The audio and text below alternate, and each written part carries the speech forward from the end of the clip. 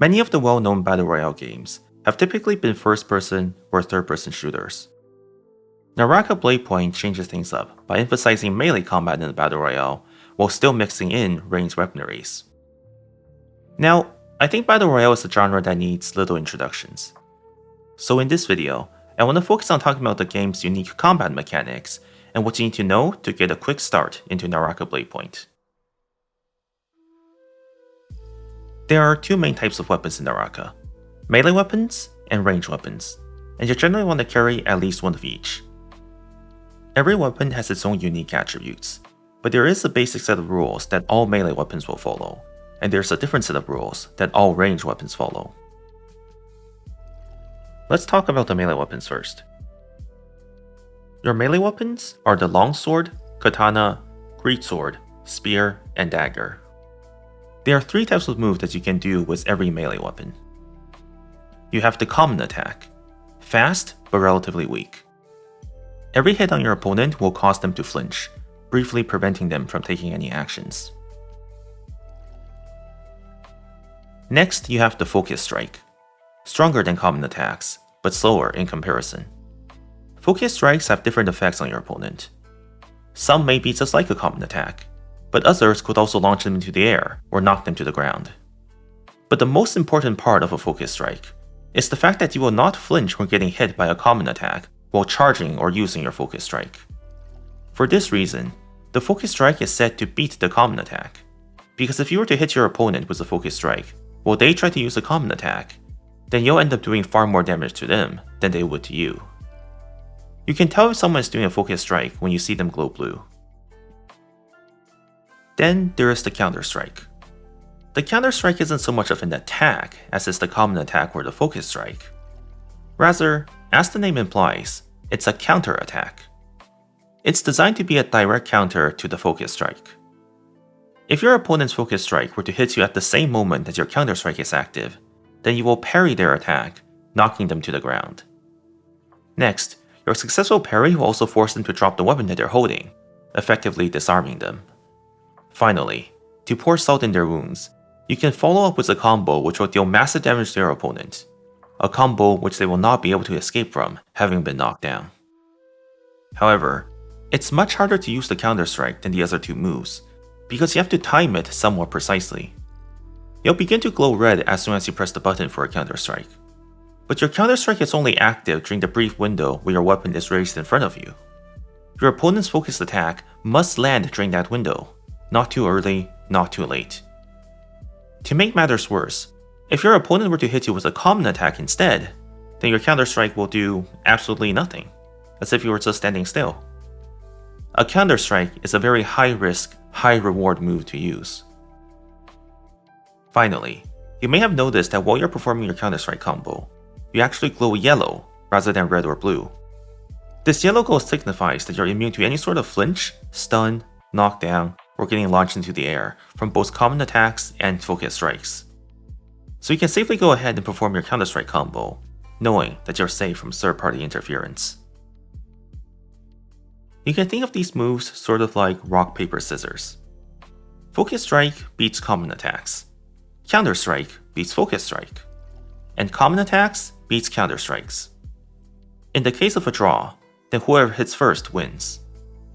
Or, if you both hit at the same time, then your weapons will clash, doing minor damage and knocking both of you back slightly.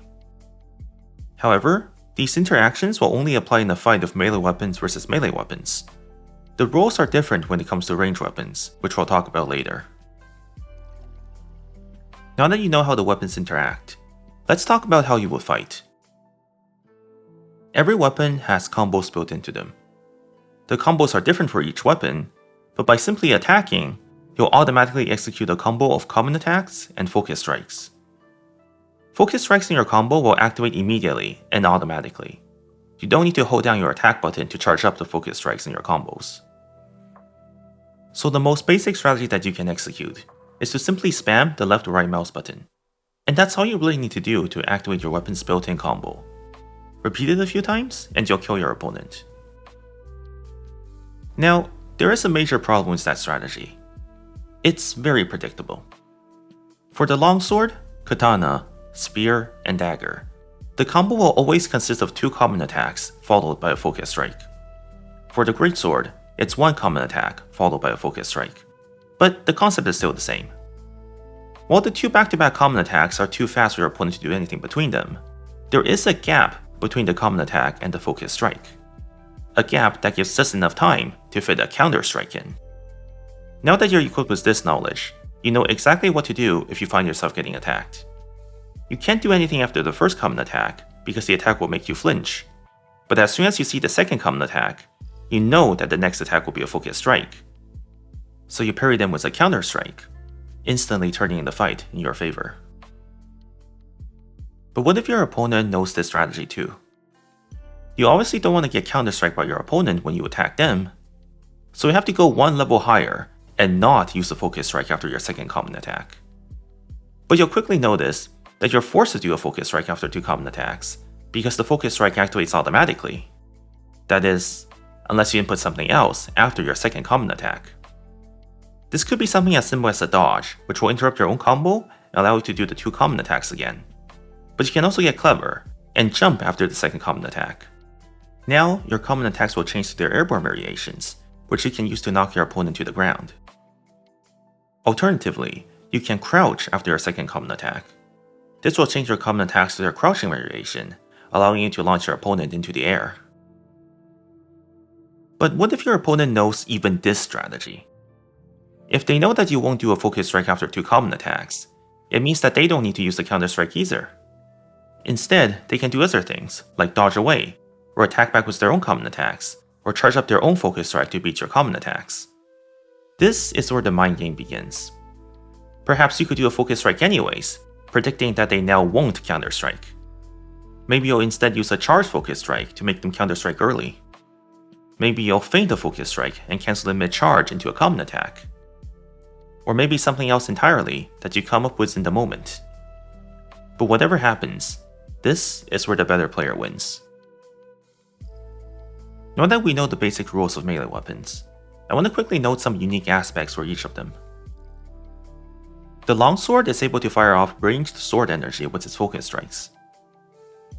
Nevertheless, these ranged sword energy are still considered melee focus strikes, which means they can be parried by counter strikes all the same. The only advantage is that if the counter strike occurred at a far enough distance, then you won't be disarmed, but you may still get comboed anyways. The Katana's charged focus strike will only cause the opponent to flinch and won't knock them to the ground. Instead, you can choose to immediately combo into another focus strike that will knock them to the ground. However, since the first focus strike only flinches your opponent like a common attack would, it means there is a gap between your 2 focus strikes. So be careful, as either of the 2 focus strikes can be parried by a counter strike. The Greatsword is a relatively slower but higher damaging melee weapon. Its focus strikes can be charged up to level 3, with each level altering the horizontal attack to have more hits and range. However, its main advantage comes from the ability to win clashes. When a Greatsword clashes with another weapon, it actually charges up your focus strike, which you can then immediately throw out. Since focus strikes beats common attack, and clashes with other focus strikes, your opponent will inevitably lose if they just keep clashing with it. To beat a Greatsword, you have to work smarter, not harder. Normally, a successful counter-strike combo is the only way for you to attack someone while glowing yellow. The spear, however, says otherwise. By charging up a focus strike and releasing exactly when it hits level 2, it will do the Dragon Slayer. Now, the Dragon Slayer is still a regular focus strike that can be parried by a counter strike. However, if you were to successfully hit your opponent and not get parried, you're able to follow that up immediately with Noja. This is the same attack that you perform in your counter-strike combo, and it will give you the same yellow glow. The Dagger adds yet another way to get the yellow glow outside of a counter-strike, but this time for defense rather than offense. After performing any attack, no matter if you hit an opponent or not, your next dodge will get the yellow glow. Then, if you so choose, you can immediately combo from your dodge into a focus strike. Okay, so now that we talked about the melee weapons, let's take a look at the ranged weapons. These are the crossbow, pistol, cannon, bow, and musket. every ranged weapon is a projectile-based skill shot, so it will be necessary to properly aim and lead your shots accordingly. It is also possible to land headshots on your opponent, which will do bonus damage. But as powerful as ranged weapons are, melee weapons have some inherent advantages in Naraka. There is one fatal weakness of ranged weapons. It doesn't have any moves other than just shooting at your opponent. And only a handful of them will even do so much as cause your opponent to flinch when you hit them. So that means that someone with a melee weapon don't need to worry about counter-strikes, or focus strikes, or even common attacks. As soon as they close the distance, it's free game for them. So, does that mean it's just a matter of killing your opponent with a ranged weapon before they can reach you? Well, on one hand, ranged weapons won't clash and won't get parried by Counterstrike. But on the other hand, it can be difficult to pull off due to most ranged weapons requiring multiple hits to kill an opponent, even if you land headshots. And this tends to get made harder by both projectile travel time and the ability of certain melee attacks to block projectiles. This is why you generally want to carry both melee and ranged weapons. Because while you can do a lot of damage with ranged weapons, you want to have a melee weapon handy once they close the distance. That's pretty much it for the ranged weapon mechanics, so let's quickly go over each ranged weapon as well. The crossbow is relatively straightforward. It's sort of like the submachine gun of Naraka. It's a fully automatic weapon with a fast rate of fire, but tends to be inaccurate and deal low damage per hit. For the most part, you just need to aim and shoot. The pistol, despite its name, is more like a shotgun. Each shot will fire multiple projectiles, so the closer you are to your target, the more damage it does. On top of that, you can hold down the fire button to load up to 5 shots, increasing the damage you deal even further. However, you won't get bonus damage from headshots with this weapon.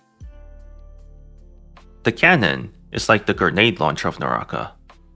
It's relatively short-ranged, with shots being fired in an arc and exploding on impact. The closer your opponent is to the explosion, the more damage it deals. It also does slightly more damage if you land the shot directly on your opponent's body, rather than just at their feet. But the headshot won't give you any more damage than the body shot would. The bow can be very versatile depending on your needs. You can rapidly fire uncharged, low damage arrows like a semi-automatic assault rifle, or you can charge it up to fire a single arrow that deals massive damage like a sniper rifle. One thing to note is that the arrow fired from the bow drops with range, but by charging up the bow, it not only increases the damage you deal, but also decreases the arrow drop, allowing you to hit someone at a longer distance away. The musket behaves much more like a bolt-action rifle than the traditional musket, but it actually has a lot of overlap with the bow. Its range is as good as the bow, but without the issue of bullets dropping over distance. You don't need to charge up the musket, but each hit is also about the same damage as an uncharged arrow from the bow. And it turns out that in the Naraka universe, bullets being fired with gunpowder only travels about as fast as you can shoot an arrow with your bare hands. So you have to lead your shots all the same. So for the most part, the musket is the same as rapidly firing a bow without charging your shots, and without worrying about bullet drop. Now, the game actually has 3 other weapons. The Swarm, Flamebringer, and Bloodripper. But these weapons don't really behave in the same way as the other weapons do. You also won't find these weapons under normal circumstances, as they're only occasionally available from Morris Blessings. We won't go over them in this video, but you can always play around with them in the training ground. Before we end things off, we can't forget about the grappling hook. As much as the grapple is a mobility and parkour tool, they're also invaluable when it comes to combat. With the grappling hook, you can grapple onto pretty much anything. But anything also includes other people. And if you grapple onto them when they're out of combat, it will also cause them to flinch, just like a common attack would. With just the grapple alone, you can easily close the distance against opponents from range, and make it difficult for them to kite away from you. Anytime your opponent tries to run, jump, climb a tree, or do anything else, all it takes is a simple grapple to stop them in their tracks. But what makes the grappling hook even better is that you can use it to either combo into an attack, or just straight up as the attack itself. While you are grappling towards your opponent, you can at any time combo into a special grappling variation of your common attack. This can be used to do damage as you fly into them, or you can knock them to the ground. Or better yet, you can also just do nothing. Seriously, you can choose to just straight up collide with them. But if the collision happens while you're grappling towards them, you will also end up knocking them to the ground and do minor damage. Using the grappling hook, you can either begin a fight with an advantage, or you can be creative and use them mid-combat as another way to combo your opponent. However, this isn't without counters either. If you're grappling from a long distance away, they'll likely stop flinching by the time you reach them. This gives them time to dodge away, or charge up a focus strike, or do something else. Colliding with your opponent is also treated in the same way as a common attack, so a focus strike will also prevent them from being knocked down. Ultimately, it all comes down to the combat mechanics and mind games that we discussed earlier. So that concludes my Naraka Bladepoint Quickstart guide. This was intended as a beginner's guide, with some basic strategies that will allow you to quickly get into the game. You'll discover more advanced mechanics and strategies as you become more experienced. So thank you for watching, and please leave a like if you found this video helpful in any way. Let me know in the comments if you have any feedback, or subscribe if you want to see more videos.